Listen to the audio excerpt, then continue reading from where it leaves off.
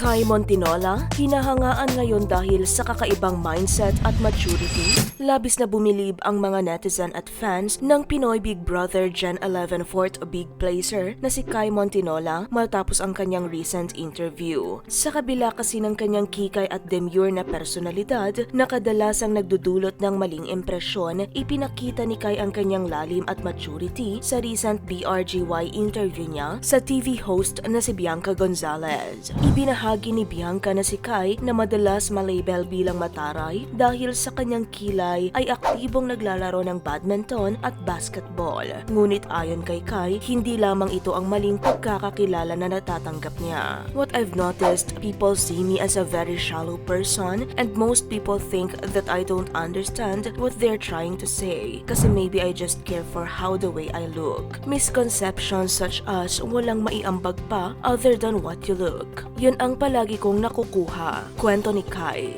Sa kabila nito, hindi niya hinayaan ang mga maling pananaw ng iba na pilitin siyang patunayan ang sarili. Naniniwala siya na darating ang tamang panahon para maipakita ang kaniyang kakayahan. As long as it's needed, I will do it. But if I don't have to do it, I won't. Aniya. Sa PBB Gen 11, inamin ni Kai na una siyang nakita ng mga housemates bilang maldita at maarte. Ngunit hindi niya ito binigyan ng pansin dahil alam niyang hindi niya kontrolado ang opinyon ng iba. Bukod sa pagbuo ng koneksyon sa kapwa housemates, isa sa pinakamalaking tagumpay ni Kai sa loob ng bahay ni Kuya ay ang pagkikita nila ng kanyang long-lost biological mom. Sa unang pagkakataon, nagkaroon ng tsansang magtagpo ang kanilang landas. One of the things na nakita namin that happened was because you met your biological mom. Parang the way you also appreciated your adoptive parents, parang nag-level up din. And all their worries of, paano kung nandito yung biological mom niya? Paano na kami? Parang finlip mo. You made sure that hindi ganun ang isipin nila. Saad ni Bianca, ipinangako ni Kai sa kanyang adoptive mom na hindi niya ito iiwan.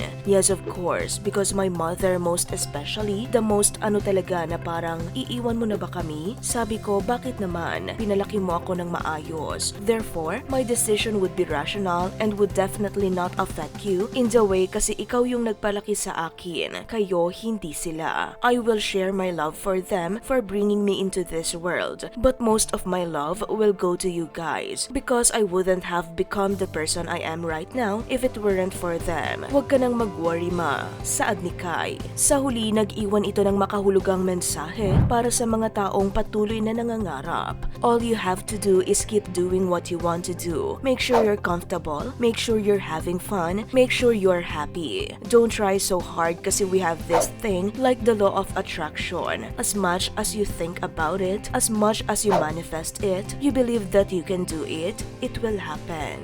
Sa tingin mo, gaano kahalaga ang pagiging totoo sa sarili para maabot ang tagumpay gaya ni Kai?